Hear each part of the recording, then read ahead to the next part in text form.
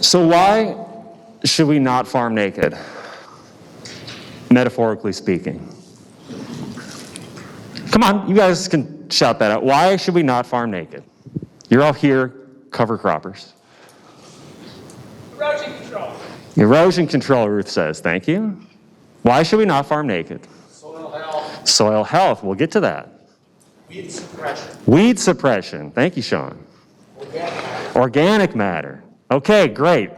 We have all these kinds of reasons for not farming naked. I'm glad to hear it. Because those of us who've been using these practices for years, those of you, and I know a fair amount of you, have been sharing those kinds of observations and experiences throughout the years at events like this, field days, workshops, meetings, what have you. Ruth said it, they keep the soil in place. The soil is less leaky, right? We keep our nutrients in the soil system. When we have this in the spring, we don't have this. We don't suffer this, right? We've all seen this. We maybe even experienced it, but maybe we don't anymore because of our cover crops. When we can achieve this by the time of corn harvest or slightly after harvest, we can achieve something like this instead the next spring if we get a deluge or a real soaker, right? Maybe some of us have seen that too.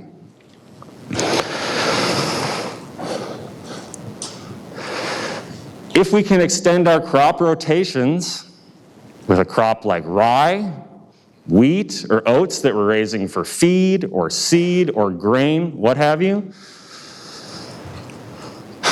we maybe can underseed some clover or alfalfa with that small grain.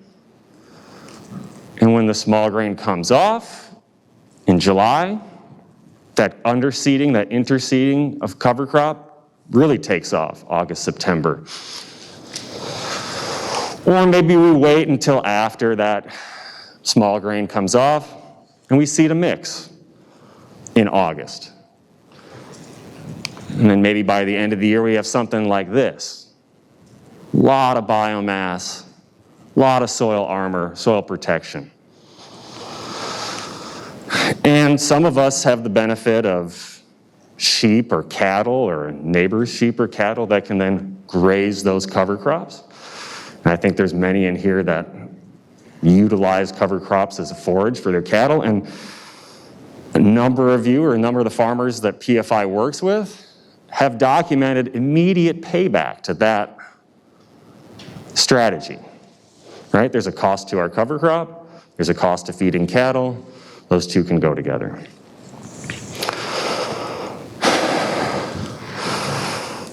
So take together everything we said at the top and all those instances I just shared. I think we can all agree, and the gentleman down here in the Hawkeye mask said it, cover crops can increase or boost our soil health. Someone also said, the guy next to him, Iowa corn mask, they improve our soil organic matter. They translate to a healthy functioning soil system. Biological functioning, microbial populations are thriving, nutrients are cycling. So here's my next question.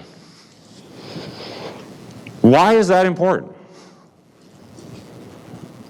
Why is soil health important? What is soil health for? And also, why do you think we're focusing, or this session, on nitrogen this morning? Has anybody seen the prices lately? What's the prices you're seeing for nitrogen right now compared to a year ago?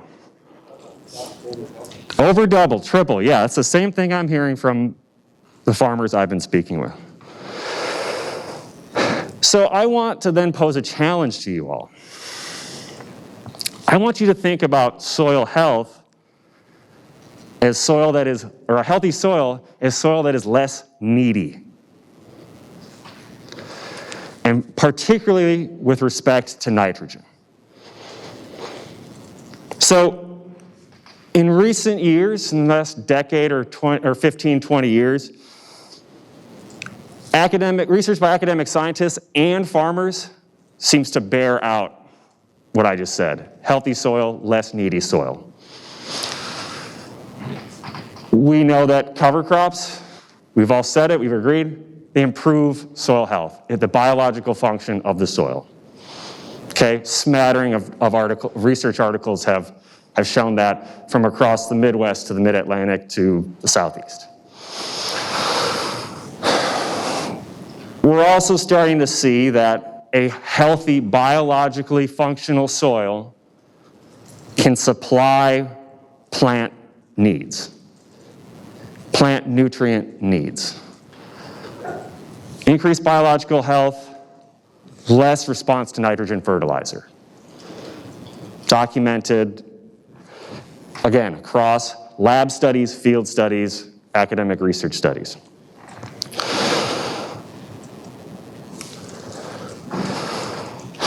And we know that cover crops can be part of that system, part of that feeding the biological system in the soil, which then feeds our crops. So again, healthy soil responds less to nitrogen fertilizer.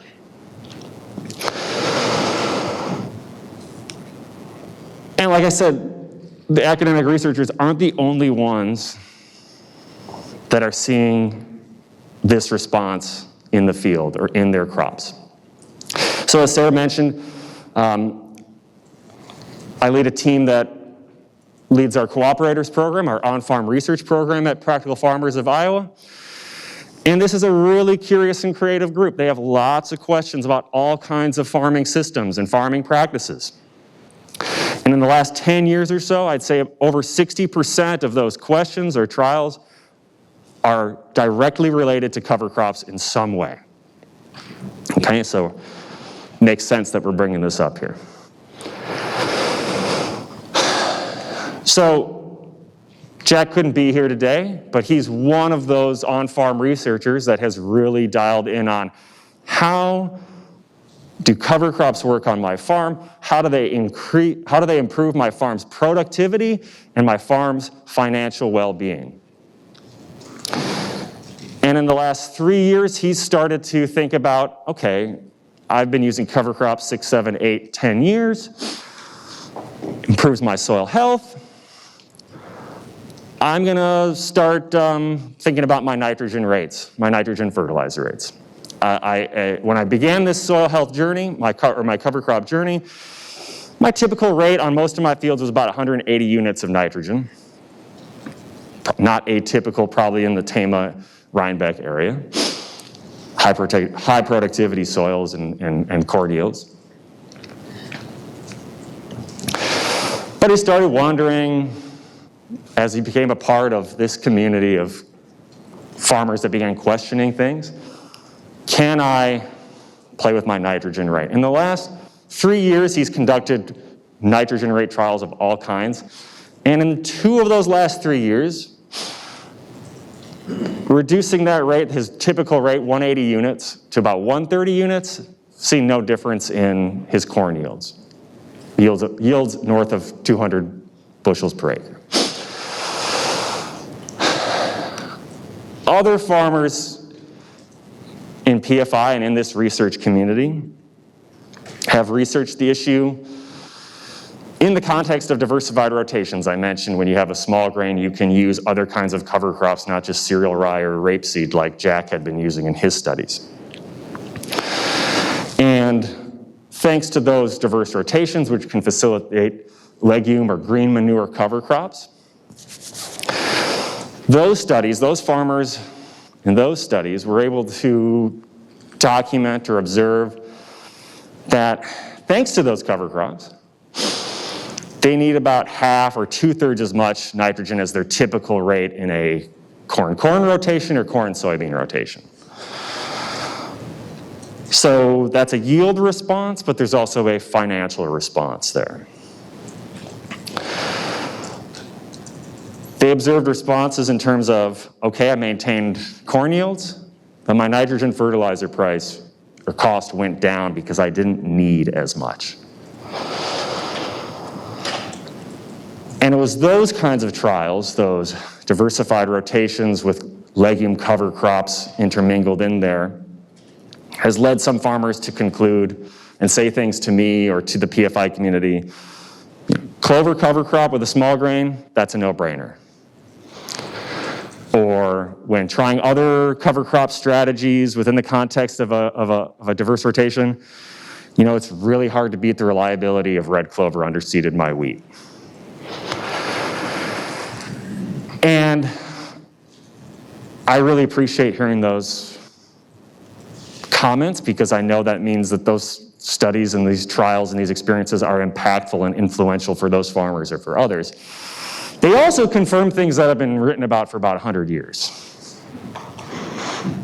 But they're confirming that in the context of their own farms and their own fields, which is kind of the fundamental aspect of the on-farm research program at PFI is, okay, yeah, sure, the USDA can put something out in 1925 on green manuring or using cover crops, or some researcher from University of Minnesota or Missouri can write about cover crops and how well they work in a system, but you really don't know it until you try it for yourself. And that's, again, a common bit of feedback that the on-farm researchers share back with us. Because now they know that the stuff that's been written about cover crops, green manures, legumes, that those cover crops can nourish the soil, and they can in turn nourish our crops that we're growing. Okay, circling back, I'll ask it again. Why are we building soil health? Why are we regenerating agriculture? Honestly, what are all these investments that we all are putting towards our farms? And these are investments, these cover crop strategies, soil health strategies. Because I read the surveys of farmers across the country. A major barrier to these, for the farmers not like you all, time and money. Time and money, routinely cited in surveys as barriers or challenges to adopting cover crops, to adopting strategies that give us that kind of soil. So I want us to all think about that. For us to consider our purposes and our goals and our objectives for soil conservation, soil improvement, soil health. We're going to be hearing about all kinds of strategies and practices today that get at different goals and purposes, like feeding them to livestock, suppressing weeds, someone mentioned earlier, growing our own cover crop seed, which provides an avenue or an opportunity for those diversified rotations and diverse cover crops. I'd argue that taken together, all the things that cover crop soil health do, what we're really after is consistent, good plant productivity. And the long-term payback and comfort that consistent productivity affords us or gives us. And indeed, another growing body of research across the country is showing that repeated use of cover crops, soil conservation strategies, reduces yield volatility. So in other words, improves consistency of crop yields, cash crop yields over the years. So that's resiliency. So we want to convince our friends and neighbors to do this stuff, right? That's part of why we're gathered here today, to arm ourselves with knowledge, ideas, how to tell others, how to get others on board cover crops and soil health. To show them, show others, show everyone that good or better crops can be grown with less. Less time, less cost. That we can grow things and not just apply things. Okay, so how do we reasonably and practically judge our soil health? bringing it around here. And so based on what I read from fellow scientists and what I hear from and see from you all and what you tell me that is happening on your farms, I think the answer to how we can judge soil health is, can we grow crops with less? To grow crops not with input substitutions, but to grow crops with soil health and soil biology on our side. That soil health can facilitate judicious or less use of nitrogen fertilizer or any fertilizer, which is immediate improvement to our bottom lines. But that strategy, using less fertilizer, can also have public benefits, improving our water quality. That's a public benefit. Reducing greenhouse gas emissions, that's a public benefit. So I want to challenge you all to put your soil's health to the test. That's my ultimate challenge. And you don't really know it until you try. And what I'm showing here is a simple research design of high fertilizer rate, low fertilizer rate. Very standard, simple, fundamental, practical farmers on-farm research design.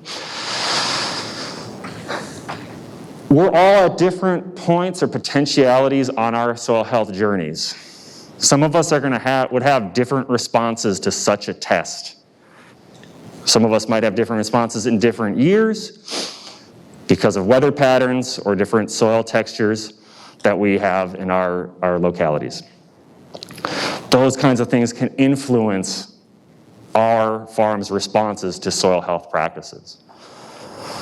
But ultimately, I think our judge of soil health is right under our noses, or right at the tip of our combine heads.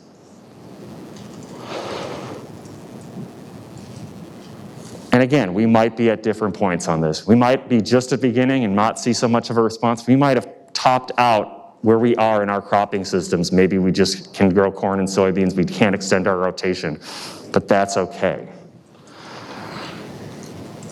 But this is my challenge.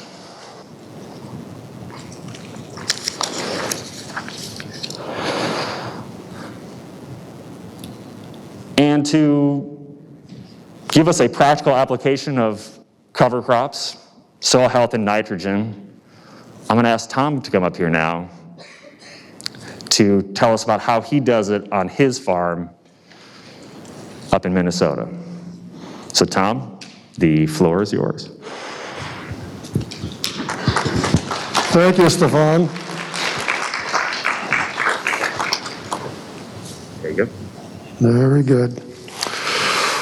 Okay, I'm Tom Parfum. We actually farm in northeast Dodge County, in the Dodge-Olmsted County line. We're about 5 miles off Highway 52 as it heads north out of Rochester, going towards the place where Joe Biden's going to be at today.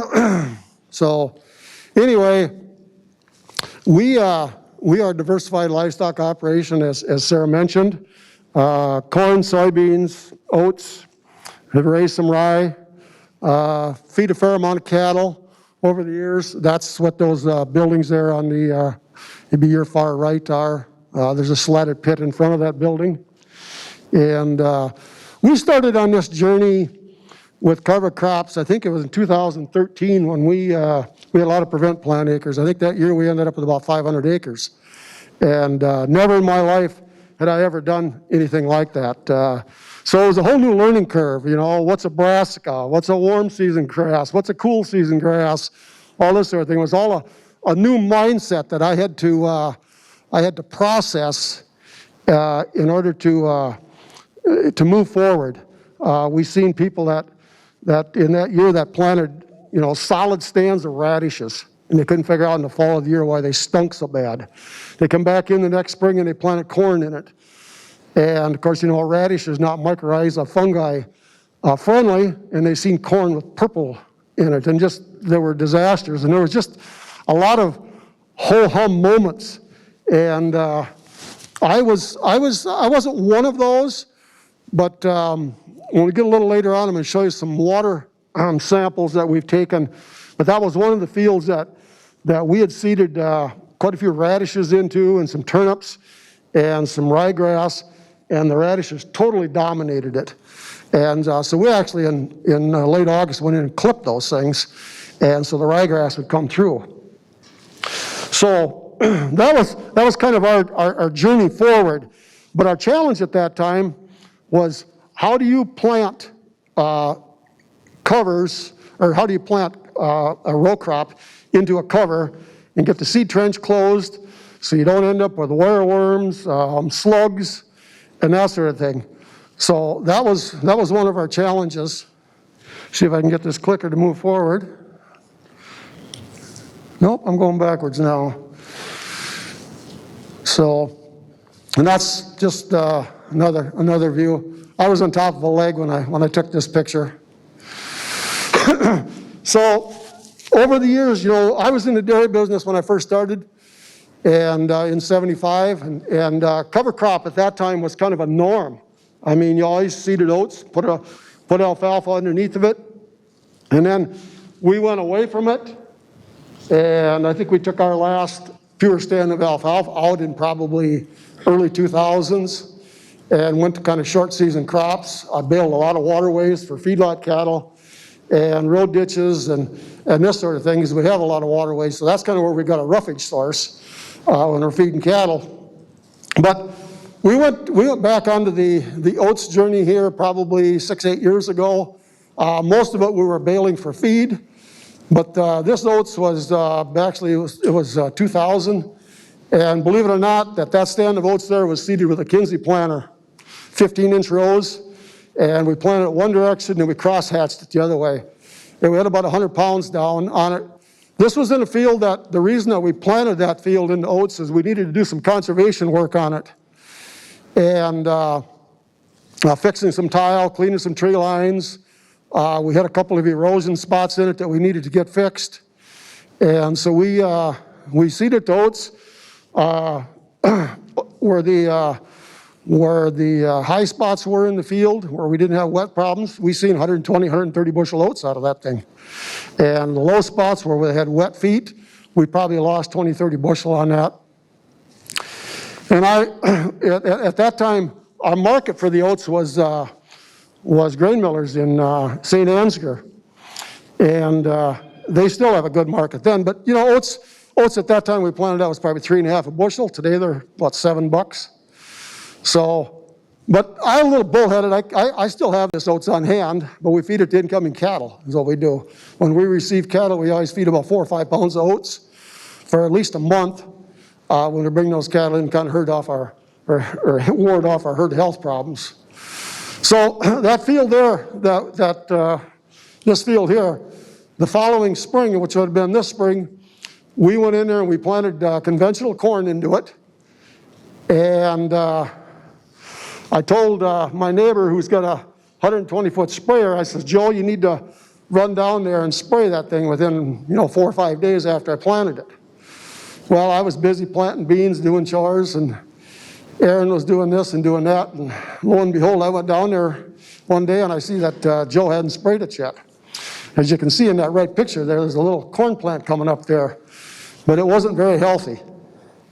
But this is this is what we planted into, and we found that as dry as it was in the spring here at 21, that the low areas were coming up, the high areas weren't. So we went in and we sprayed it, and we didn't kill it. So we made the call on about the 20th of May that we were going to kill the whole field and start over. So that's exactly what we did. We sprayed it, killed it, and last days of May, we replanted it.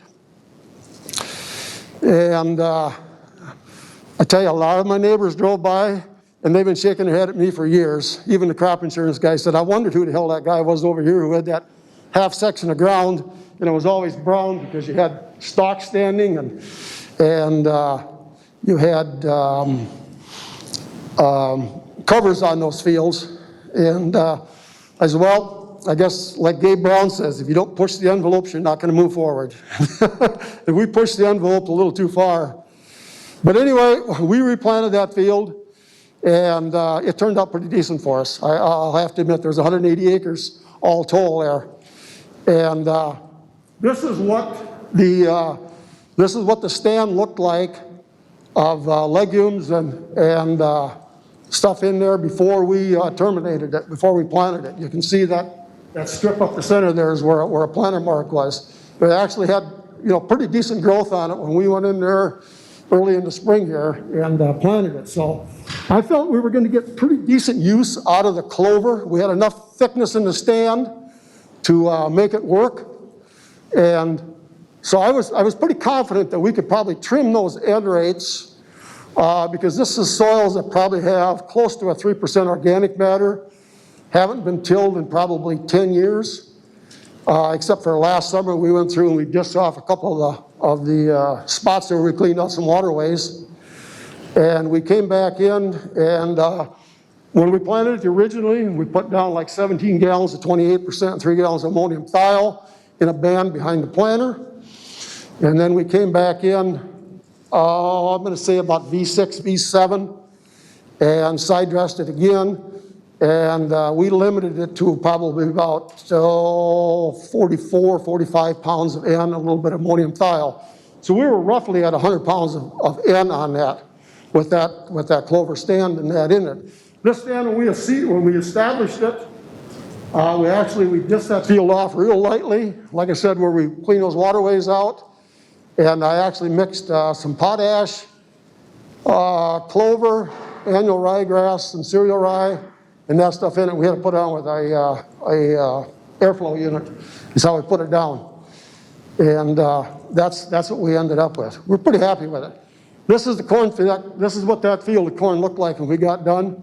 This particular field, when we planted it June 1st, we combined it here, I think the 7th or 8th of November. It still ran 206 on a 94-day hybrid. So I guess we were pretty pleased with it. Worked out to our advantage in that. So, like I said, over the years, we've kind of moved this oats and cutting nitrogen rates and this sort of thing. This here is a field that's right behind the bins there. You can see that field is a little bit streaked. This is one of the last fields that we planted. This field, we had taken cereal rye off of it the latter part of May, and then we planted it back to corn with the intention of taking it off for high moisture corn. As you can see them yellow spots in there, Aaron was planting it, and he was on the phone that day as he does a little gig for a solar company also, and he wasn't watching the tanks, and I see there's a spot or two in there where we ran out of nitrogen. So we obviously come back in and we side dressed that, and we kind of cleaned up and it straightened it right out. But the interesting part of this field is this field has had cover crop on it, corn soybean rotation probably for 7-8 years now, and last fall it was soybeans. In the spring we took rye off of it. I think we took 128 54-inch bales off that. We put no added nitrogen on that. And we planted soybeans back into it. Planted them soybeans like the 6th of June. Combined them like the 16th of October. And they yielded 70 bushel. And the only thing I did in that field is I sprayed 1 quart of Liberty. Because they were an E3 bean. And they yielded 70 bushel coming out of there. So we were pretty happy with it. We did the same thing this year on another field, and our results were very similar. We weren't quite up to that 70 mark. We were 67, 68. So, but my concern is with the rotating corn, soybeans, and cereal rye. Are we going to have problems down the road here with, because we only have 3 different species growing in those fields? Do we need to add more species into our mixes, or do we need to move more to oats, maybe spring seeding it, and that sort of thing? Are we going to have problems with cereal rye down the road? Are we going to have a tough time killing it? That's one of my concerns now. I think we're moving to probably a little more oats in our rotations for this reason, and we're doing some interseeding, and that's been somewhat mixed, whether we get a really good stand or we get a marginal stand. Stefan had a picture up there of corn with, I'm not sure what it was. I assume it was annual ryegrass in there. And, but we haven't been able to attain those stands. Whoops, I haven't been able to attain those stands, but I think part of the problem that we've seen over the years, we have to be really careful what we use for herbicide programs. If you look at some of the Penn State work, Callisto and some of those products have a tendency to be really tough on legumes. I think Wisconsin's got a pretty good database also, where it shows that some of the herbicide programs that we have are offering us some challenges. So this is how our planter is set up for putting down nitrogen. Basically, we carry 300 gallons in the planter, we carry 500 gallons in the tractor. We use that finger till closing wheel because we are pretty adamant that you have to get that seed trench closed. So I've been down to no-till a couple of times, and one of the concerns that most of the guys down there will talk about when they're planting is the ability to close that seed trench, keep your slugs and stuff out of it. Because there's not much you can do to control slugs. I think there's Ferox out there and a couple other products, but they're expensive, and most people don't really have a good way to put them down. So we're pretty adamant that we get that seed trench closed, and so we get pretty aggressive on it. That wheel will mud up a little bit, but it'll always seem to close the trench. So we've been pretty satisfied with that. This is a couple of years ago. This was we planted corn into cereal rye green, and you could just drive by the field and hear the neighbors vibrating because they thought that guy had lost it. And but we went in there. This was a Roundup Ready corn, and we sprayed it probably 3-4 days after we had planted it, and it turned out beautiful. Excellent stand. But I think it's been said to me that when you're doing this and you're putting nitrogen in the row, that you do not get the allelopathy effect. And I think we've proven that over the years, that if you put a light amount of nitrogen over top of the row, you want to make sure that you got the seed trench closed so you don't get nitrogen onto the seed, and you will have, the allelopathy effect, if it is a reality, is not going to cause you concern, because you got, cereal rye is a cool season grass, corn is a warm season grass, so you have to get that seed trench closed to keep your bugs out and to get your germination. We also run Seedformers on this planter, and I'm just a strong believer in Seedformers, to putting that seed in the bottom of the trench, and especially when you're putting nitrogen down. You've got row cleaners in the front of that planter, and it has a tendency, we run them aggressive enough to kill or to actually open up the furrow just a little bit, so you get a little bit of moisture, and then I think the 28 is attracted to that moisture, so I don't feel that we lose much of it at all. I think we're very efficient by doing it, and then coming back, that V6, V7 with a side dress operation. We just side dress with a Hagee, using a stream bar type thing on it, where we're just laying it in a stream down between the rows. We do get a little bit of burn because he's running 120 foot booms, and of course we're planting a 40 foot planter, so you're going to get a little misalignment of the rows, but it doesn't really seem to affect us. This is another planter that I have. I plant soybeans with this one, and that's just another shot. This one here actually has the wheels that come out of SI Distributing on it. I set this planter up in 2012, and we use it for planting soybeans, and we use it for planting cover crops. So we're very satisfied. It's 15-inch rows, and it don't have any complaints on it whatsoever. Just another tool.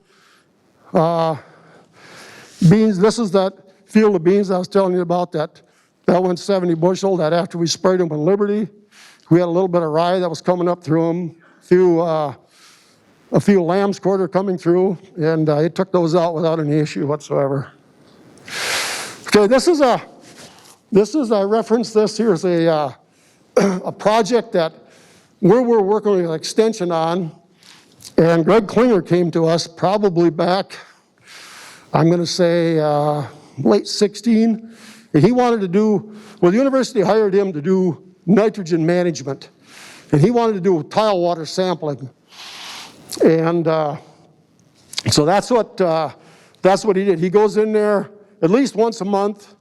He has access to the Olmsted County Water Testing Lab, and he goes in there and he tests those samples, water samples. And in Minnesota, of course, the drinking water standard is, 10 parts per million, per milliliter is the drinking water standard. This particular, let's move through this a little bit. This is you notice that on the left axis there is a 6 parts per million. And these are the samples that he took off there through the course of the years. And this tile line never stops. It runs 24/7, 365 days a year. But these are the water quality samples that he's getting out. The fields above these are corn-soybean rotations with cereal rye in the off season. This is a field that in 2013 that we pattern tiled it. And it actually has, I think, 4 mains in it. And this is one of the mains that's fairly close to the road. It's probably 25 acres above this one. And these are the water samples that he takes off that he's collected over the years to show you where the nitrate levels are on those fields, or that particular field there. This is another one that we have. That field here is also pattern tiled. And we're not 100% sure why we've seen that spike in 19, but it was pretty common on most of them. This is 2 tile lines. One's on the north side of the creek and the other one's on the south side of the creek. And but we'll go back to this one here. This is a field that's not actually, we don't actually farm it. It's the neighbors above us. He comes across, and when he came across the farm there, he put non-perf tile in. He went down and dumped it into the stream. But this is a full width tillage field, fall anhydrous, corn-soybean rotation, no covers. And this is where his nitrogen levels sit on that field. Pretty much, anytime that Greg goes out there and samples it, there's kind of a void in there between 20 and 21. Part of it was the fact that the tile line quit running, and the other part of it was Greg was bicycling and he broke his leg. So he wasn't out doing water sampling. But I think what these tell us is the fact that the impact that cover crops have on reducing nitrate levels. And we always talk about this Gulf of Mexico thing and the hypoxia. That's just the nitrogen that we're losing. And of the nitrogen we're losing, how much of it we put on versus how much of it we lost, how much of it did the crop take. If you look at the numbers, what they put out for an amount of nitrogen produced and versus the amount of nitrogen that we use, it can be an inconclusive number because you never know how much is left in storage. And so I just think these charts, they tell us a lot about how much nitrogen efficiency do we have. And this is where I think the legumes play a significant role in not only sequestering and holding that nitrogen in the soil, but releasing it later in the season when the crop needs it. The other thing that we have going up there is we have, probably was 6, 7, 8 years ago, there's a half dozen of us got together and we kind of started this group. We call them the Byron area farmers. And we get together, before COVID, we get together 4 or 5 times a year. And we just kind of sit down and do a round table, talk about what goes on. We'll bring in speakers. We've had Don Rakowski from Morris come down and talk to us about carbon We've had Don Wise from the University of Minnesota come down and talk about his evergreen program. Anna Cates, Melissa Wilson, and some of those people at the University of Minnesota came down and talked to the group. But our group has grown to about 25 people. And what we kind of do with that group is, we have one guy in there he's real adamant about oats. He just loves oats for some reason. So we kind of let him do his thing. If anybody has any questions on raising oats, you just call Martin. He'll talk about varieties, he'll talk about seeding depth, he'll talk about establishment, and he does very, very well at it. So people take up different perspectives in the group, and I've been kind of saddled with the thing that I kind of facilitate it. And we got a couple dairymen in there. They're using cereal rye, and they have lots of manure and that sort of thing, and they'll deal with that type of stuff on how they get feed quality out of it. You know, when they're getting relative feed qualities up over 200 out of cereal rye, and basically quit their alfalfa programs because they can get high quality cereal rye. And we've got one guy in there works he's the feedlot officer from the county. We've got a retired postal guy. Everybody's kind of got their own little niche. And when we do these roundtable things, it'll take 4 or 5 hours to go around and talk about this. We'll usually have lunch, and everybody kind of share what their experience has been. But my recommendation to people, or my suggestion to people, is the fact that if you have the opportunity to get neighbors, friends, agronomists, whoever, together, everybody has got something that's unique to them, and let them run with it. Use them for a resource in your community. And I think not everybody has to make the same mistake. I mean, like I made the mistake this spring of not getting a field of corn sprayed. Well, I'm going to tell somebody that if you think that you don't have the capabilities to get it sprayed, then by golly, don't plant a conventional corn. You know, stay away from that. Or if you're going to rely on somebody, and you know, if that sprayer breaks down or it rains for a week, you know, you gotta think about that. So you've got a challenge there. So not everybody has to make that same mistake. So it's been an interesting group. Like I said, we've got one guy that's a grazer. He raises, he's originally from down around Caledonia, but he raises a lot of his in-laws' heifers up there. He rotational grazes them through, I don't know what he's got there, a couple hundred acres. Grazes the stalks, grazes the summer, and that sort of thing. We got another guy that he works for Ziegler Cat. He does all of their warranty claims for them. He kind of offers a different perspective on what the machinery industry is coming with and what's out there. So, like I said, I encourage people to gather those groups up and sit down. Like I said, we started with 5 or 6 people, and pretty soon you were getting calls. Can I come to your next meeting? And we've had extension people come in. We even had the city of Rochester come into us one time, and they're talking about their waste treatment plant. They're going to have to spend about $130 million in Rochester to upgrade their waste treatment plant because they have to lower their phosphorus.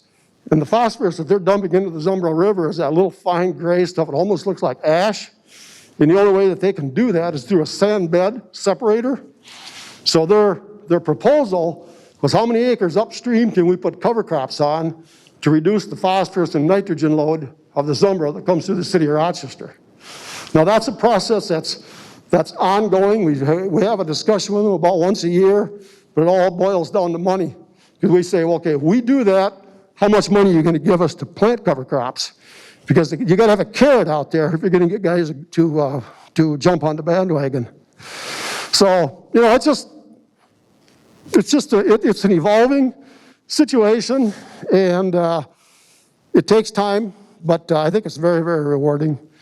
And that's kind of what I have. And I'll open it up to Stefan or myself. Any questions, comments?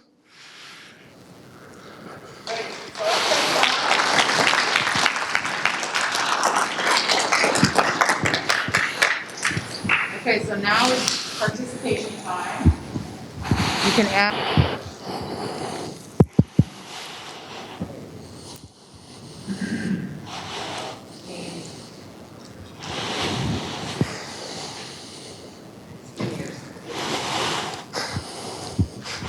up the mics. Hello, hello, okay. Go ahead and ask your question. Yeah, this is for Stefan. My question is on what kind of advantages have you seen? You talked about bringing legumes into the mix versus just straight rye. And obviously, legumes, if you're chopping corn silage and get quite a bit of growth in the fall, is great. They don't overwinter so well. So if you just stick with strictly a rye cover crop program over a long period of time, what kind of a nitrogen reduction are you looking at?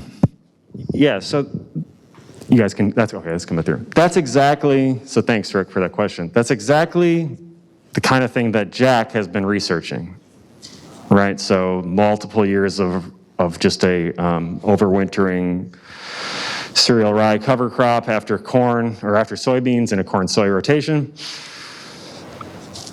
You know, Jack didn't start, or PFI didn't start researching, nitrogen response, after 1 year, 2 year, 3 years of cover crop use. I think it was after 6 or 7 years where we first started running those trials and we saw that response that year. Maybe we got lucky.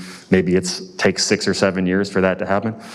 I guess how I'd answer that is, if you're in that system, it's going to take longer to get to that impact, that less need for inputs, than if you went to a diversified rotation with legumes. That's the best I can I can't tell you it's going to take 3 years, 4 years, 6 years. I can't tell you that. There might be people better qualified, or even people in this room maybe who have done that or seen that, but that's the best I can give you. It'll just probably take longer because probably the soil health benefits of that system just take longer to accrue. Because I think, Tom mentioned it, it's just a little less diverse. It's more diverse than no cover crop. But increased diversity helps a little bit, but it's going to take a little longer unless you can really jack up the diversity. Like you mentioned, diversified rotation, legumes, other mixes. So those are the kind of trade-offs or countervailing winds there.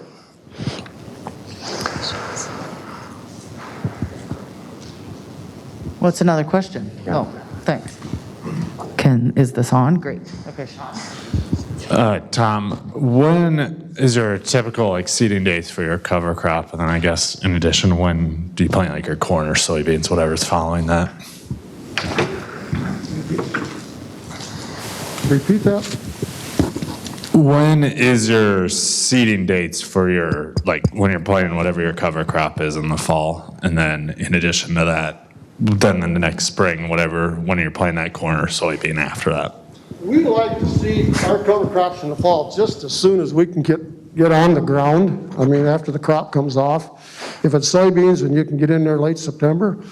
I think what we've seen is if you want a fairly robust stand, if you're not going to graze it or you're not going to harvest it for seed or anything like that, if you're going to harvest it for seed, I say you have to have it in by Labor Day. And there's just no ifs, ands, or buts. Otherwise, it's not going to fertilize, and it's just not going to be. But and as you go later in the season, I've told people constantly that you need to continue to increase your seeding rates. And we've seeded cereal rye the 1st of December. If I got cereal rye, if I wasn't here today, I'd be planting it because I have one field we haul liquid manure on yet we haven't done anything with. And as far as the spring goes, in corn doesn't like competition, so I think you need to terminate it. I like to see it terminated, before emergence. And so it's not competing for those nutrients, especially water in a year like this. And soybeans, you can get pretty sloppy with soybeans, and they're pretty forgiving. And it depends upon your stand density. Like in our situation, we're planting in 15-inch rows. And we plant at a bit of an angle to what our normal planting is. So you've always got sunlight coming into those plants. It's not the fact that you've got rye that's this tall and it's completely shading them out. Because beans will get very, very spindly, fragile, shall I call it. But I mean, there's people out there that roller crimp them, and I think there's a roller crimping opportunity but that window is about this wide. You either do it right, or you break the stems, or you put a kink in them, you know, about like Teflon does to them. So, that answer your question? Thank you. We didn't allow everybody to sleep, did we? Tom, Yes? I have a question. Yep. We talked a couple weeks ago about this session. You mentioned that when even someone had to think about applying different nitrogen, there were certain, I don't know, hoops or obstacles or challenges to that based on one's situation or their autonomy for applying fertilizers. Could you touch on that? Well, I think you know, nitrogen fertilizer is using it and trying to reduce your rates is a planning process. It's pretty easy to call a co-op and say, hey, well, put 180 pounds of anhydrous on this field, and you just pay the bill. Or if you want to be a little bit responsible, do you need to get your planner set up to do it?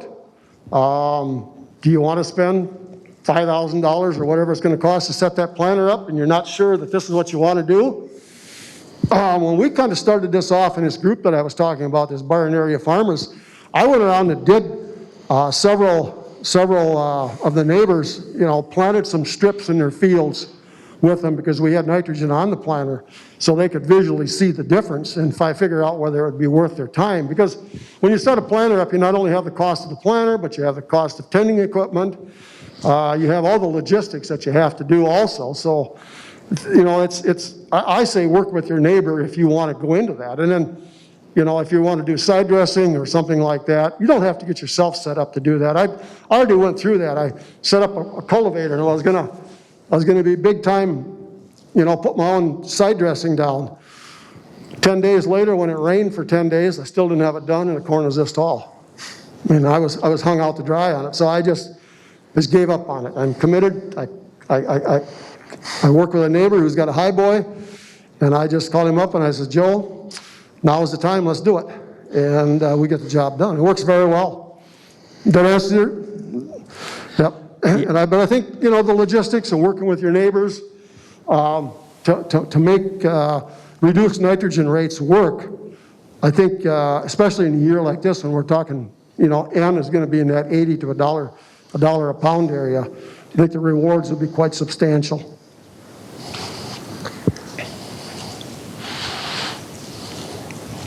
Yes, sir. What kind of seeding densities do you use for different cover crops? So seeding density for different cover crops. We seed cover crops if we're putting down a cover interseeding. Our program is 17 pounds of annual ryegrass, 3 pounds of medium red clover, half pound of kale, half pound of turnips. That's what we use. If we're using cereal rye in the fall, we will start off, if we're not going to use it for pasture or we're not going to use it for grain or something like that, we'll start off right at a bushel. You know, rye is 16, 17,000 seeds per pound. So you're going to end up with short of 1 million seeds per acre. And that is kind of what we did. And I noticed that the rye seed over the years has a tendency to vary in germination. Kind of that 85% is kind of where you're probably going to sit on most of it. You're going to find some cracked kernels and that type of stuff. So those are the kind of rates that we use. I have one field this year that physician's assistant came to me and he wanted me to crop it. It's just a field that's just been mined over the last 10 years. And we went into that field, I think it was the 26th of July we planted that thing. We used cereal rye, we used oats, we had crimson clover, we had buckwheat, sunflowers, medium red clover. There's about 9 or 10 things in there. And when I was over there a week ago, that stuff was about that tall.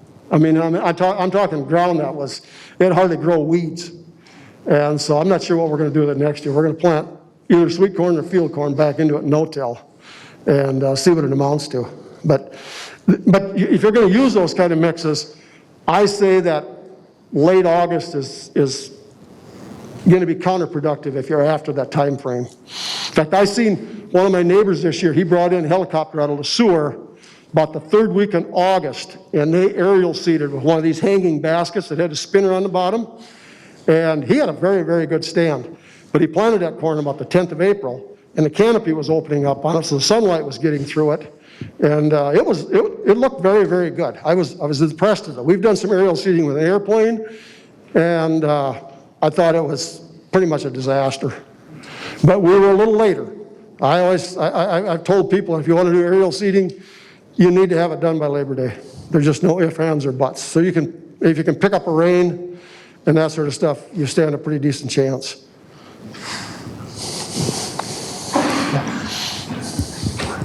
Tom, what oat variety did you grow for your cover crop operations, and what do you like about it?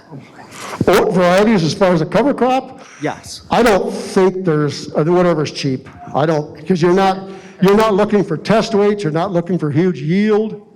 In our area, if you're looking for huge yield, something that you want to see fairly early, rains is an awful good one to use. But as far as a cover crop, if you're looking for forages, I say plant an oat that will get you some growth on it. You know, and generally, if you plant an early season oat late, you'll get a fairly decent growth on it. If you plant a full season oat late, I think the rust takes them, it gets to them, and I don't think they flourish as well. It just seems like them earlier varieties have a tendency to do a little better. Did you say that you're co-seeding legumes with oats, or are you planting it afterwards, after oat harvest? Oats for production.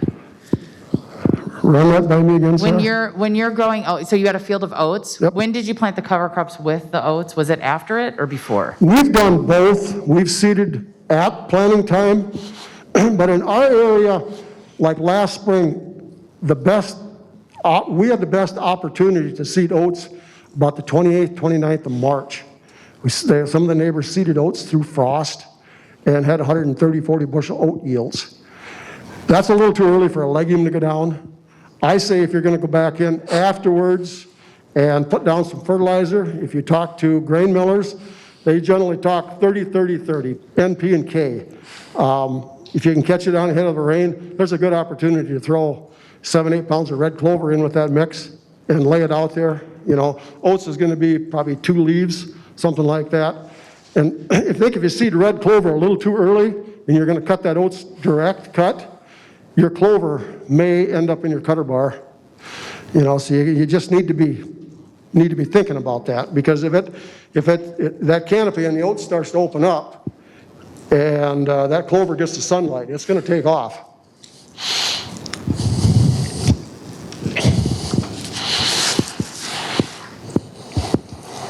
So I have a planter set up similar to yours. When you're doing all your different mixes of cover crop, do you have a problem keeping that mix mixed in your seed box, or do you have a problem with the smaller seed settling out? Is there a certain combination that you have to use to keep it blended to where you get an even distribution?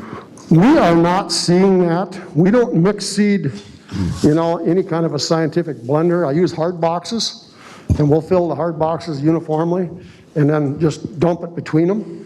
And by the time it goes through the hard boxes and goes through the seed tender and into the planter, we seem to get a very, very good mix. Now, on your planter, are you using them rubber-coated aluminum backer plates on your seed disc?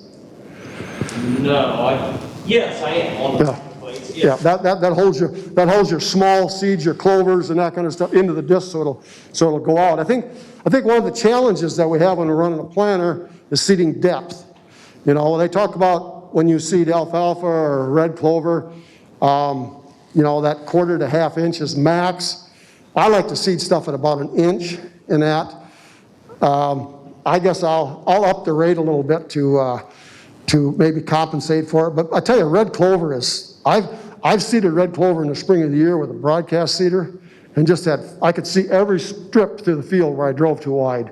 I could see every strip through the field where I drove too narrow. So I just got one of those cheap little guidance things that I put in that tractor so I can cheat now. And it works great.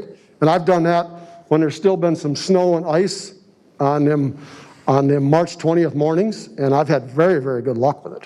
Very, very good luck with it. I mean, medium red clover is a tough bird. You know, it's not real sensitive to soil pH and that, and I've even thrown some kale and some radishes in with that, and they seem to come through, and I don't know if it's hard seed or what, but you'll find them as you walk through even cornfields in the summertime, you'll find them come from the previous year's seeding. And I have an agronomist he goes livid when he sees that stuff, and I just ignore it.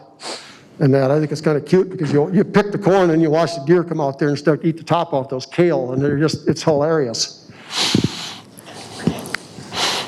Yeah, I got a question about the nitrogen use efficiency on the corn, more related to the soil balance as far as like the calcium to magnesium ratios on the base saturation goes.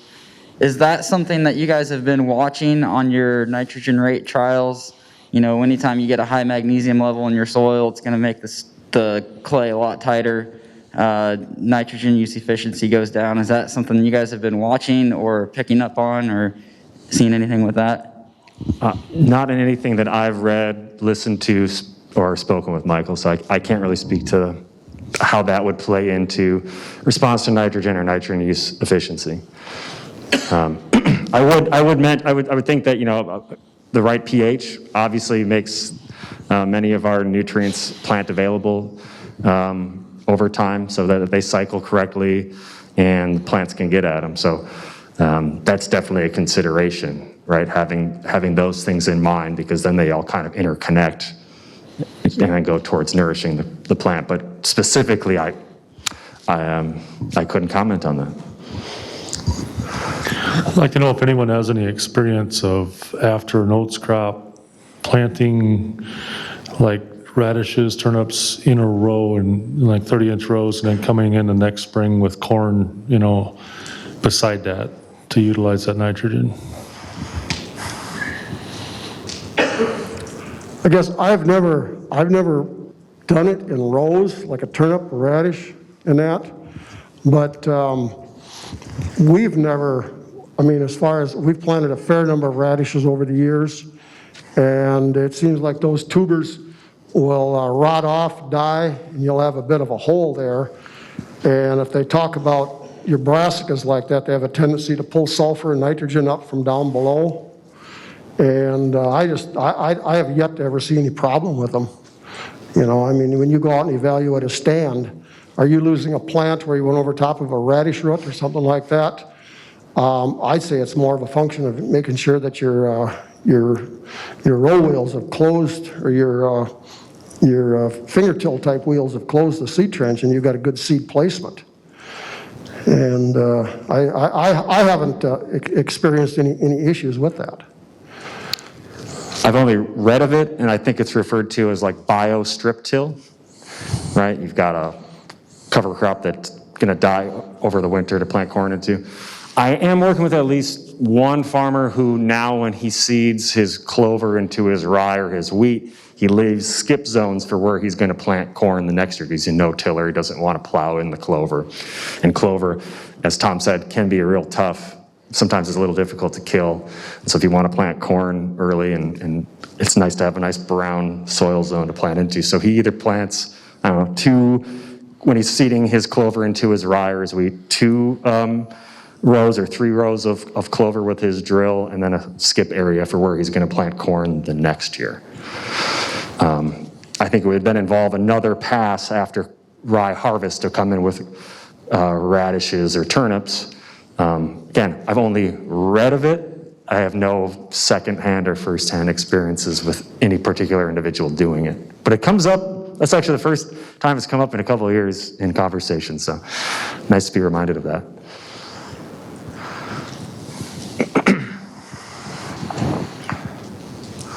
Oh, you're so far away. Just scream it, I'll repeat it. Where are your runners?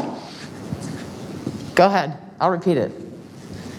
How many years of cover crops do you use before you start playing with input adjustments? Yeah, so similar question to the beginning. How many years of cover crop usage or soil health practice usage before you start playing with inputs? I don't know of any studies that have looked at, okay, we're starting right now, and we're gonna start playing with that. I mean, I think that is something, right, my idea of like, that's how you would test, right? You could start that right away. Okay, I'm gonna start soil health practices, now I'm gonna start playing with things, or I'm gonna wait a couple of years. I mean, we spend all kinds of money on these expensive soil health tests every year. And I don't know how much that really tells us. But I think, again, if one wanted to begin their soil health journey, you could start it at any point, starting to play with, I wonder if I can get away with less. And maybe this year, not yet. Next year, not yet. Then it starts happening, something starts happening. But again, I haven't been involved in any studies, nor have I read any studies that started right away. The only ones that I can speak of are, especially in a corn soy rotation after 6-7 years, hey, I'm getting curious because I'm hearing other scientists and other farmers talking about this. I wonder if that works for me. Could I have done it 2 years ago? I don't know, maybe, but we're here, we're at the present. So I think, again, it's context driven, it's personal farm driven as to when you might think, I might give that a shot. And yeah, you might not always see it every year, or you might not see it for a while, or you decide, I'm not seeing anything. Have I topped out in my region, in my soils, whatever? Can I improve it even more? What would it take to improve it even more? Can I get cattle in here, or can I extend the rotation? And maybe you can't. And then you're just, I think you have to come to your own conclusions then. One of the things that I would think about on that is if you have soil types in that field are fairly consistent, organic matter is fairly consistent, you're going to use the same hybrid, especially if you're using corn or something, do yourself some strip trials on it. If you have that capability, if you're not blanket, applying urea or MAP or DAP or something like that, make a round on the west 2/3 and around on the east 2/3. That'll probably tell you more than anything, is you're going to get a comparison on your yield, especially if you've got a yield monitor in the combine, or even if you get crop insurance going out there and do your field adjustment on it. And that's one thing. If anybody listens to the Hefty boys, they always talk about measure, measure, measure, so you know if you're moving forward or moving backwards. But it's something that you've got to pull that FSA map out that you certify your acres on, and draw yourself a little map on that thing that I want to use this portion of the field and that portion of the field, and I want to do this. And so you've got a record of it, so you know exactly where it's at. And I think those are simple ways to do it, but it can't happen the day that you're planting. It's got to be a process that I've got the same variety, I've got obviously the same planting date and that sort of thing. I think that is probably going to tell you more than anything. Do you have any insight to whether nutrient reduction is linked to carbon cycling or soil respiration, or if it's strictly having to do with capturing more nitrogen and retaining it? So let me rephrase that, make sure I got it all right. How nitrogen fertilization, or let's call it nitrogen supply to the plant, affects soil organic carbon or organic matter. Is that? Well, just introducing cover crops, I'd assume there'd be more microbial activity, more CO2 available to the plants because of soil respiration. Do you think that's coming into play when you're able to reduce nutrients? Yeah, absolutely. So great, thanks for rephrasing it. Studies have actually directly shown that increased biological activity, or the CO2 flush, the respiration that you can measure, that goes up, response to nitrogen goes down. Like a 1-to-1 line. Pretty stark, lab study, but, right, which isn't going to happen in the field, because the lab study shows like greatest maximum potential. But those studies, when I look at, it's a 1-to-1 line. More activity, plant needs less nitrogen. So, yeah, so any which way, then it's a matter of how do we get more activity. Cover crops, reducing tillage, introducing new species, right? depending on where we are, how to go about upping the biological activity of the soil is going to be context driven. And that's the best I can say, right? There's no one like, do this, and everywhere in the country, North Carolina, Missouri, Minnesota, Wisconsin, Iowa, it's always going to happen that way. Not always the case. So the key is then to find, okay, what in my area can I do to do that? And again, yeah, we can then measure in our fields biological activity, but it's really hard on our giant fields to really get a good sense of that. Again, I'd argue of, the gentleman asked, like, if you needed less fertilizer to grow a tremendous amount of crop, you probably had good soil there.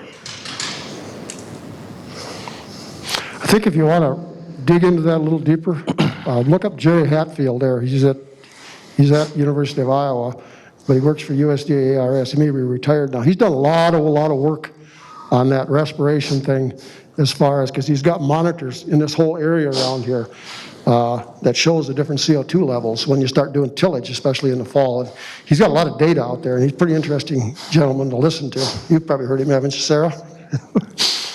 So you get yourself educated quite a bit on that particular subject if you go look that up. Okay, another question. Let's make this our last one, and then we'll do some small table work for just 5 or 10 minutes. One input that's been pretty sparse, especially this last year, is moisture. Is there any effect the cover crops have on the soil moisture? I've met some people that are worried about, well, if you plant a cover crop, it's going to take all the moisture out of the soil that's there for the corn. I'm just curious on how to talk to people that have that concern. I think that you have to be conscious of that, whether your cover crop is going to dry out your soil, your seed bed. But the thing that I look at on that is when you want to terminate that cover crop. A cover crop growing, if you read some of the research work that's done out there, I think Ratan Lal, some of his work, and Mulvaney's, and that, they talk about capillary action of a living root pulling water up from below. So at what point you kill that plant, I think this is why a lot of the guys like to plant green and have had very good luck doing it, is you plant that seed basically into a moist soil, you kill that cover crop, and basically you've got a passive moisture situation. Have you ever pulled a fence post out of the ground and found that it's dry? It's always wicking moisture from up down below. This is one of the things that I think we see when we harvest cereal rye for feed and then, plant whether it be corn or beans in behind it. The sooner you can do that, the better off you are. And I'm talking sooner, I'm talking within 12 to 24 hours, because once you cut that cereal rye, obviously those roots are going to dry out, so you've got that passive moisture. We've seen that we can get some near perfect stands where you'll very, very rarely even see a skip in the row. If you harvest that, take them bales off one day, and you're in there that night or the next morning planting, because you're planting in the moist soils. You wait 3 or 4 days, and you go out there and start digging in that ground, and it continues, that dry layer in the top continues to widen. Where if you get that seed down in there, the capillary action is going to pull that stuff up, and it's going to imbibe, and that seed is ready to go. You've got something growing in there. That's been my experience, and I think it's alive, and I think it's well, that you can have extremely good luck, but timing is everything. Concur? Yeah, you nailed it. Thanks, Tom. Okay, so, you want to ask one question? All right, Mark wants to answer your question. Good, yeah. I'll try to speak loud, hopefully you can hear me, and that is that I put 10 strips of rye in, and then After harvesting a soybean crop last fall, I put in strips of rye and left other strips no rye at all. Planted the corn in the strips that were never planted to rye on April 28th. We had a very dry spring in my area, and I harvested over 3 ton of dry matter rye off from the strips that I had planted rye on. And on May 28th, planted corn into those strips, thinking I would be harvesting it for livestock feed. Everyone said, I bet that ground is just the rye sucked all the moisture out, it's gonna be terrible dry. In actuality, it was so moist, I had a difficult time sliding my windrower over top of that soil. And the top 4 inches of that soil that had the rye in it had much more moisture than the soybean stubble beside it that had the corn planted early. That dried out from the sun and the wind. The rye held the moisture in there incredibly. I was amazed. Couldn't believe it myself. As it turned out, the corn in the strips that were planted 1 month earlier yielded 35 bushel better than the corn that was planted in the rye 1 month later. 3.15 ton of dry matter rye off of that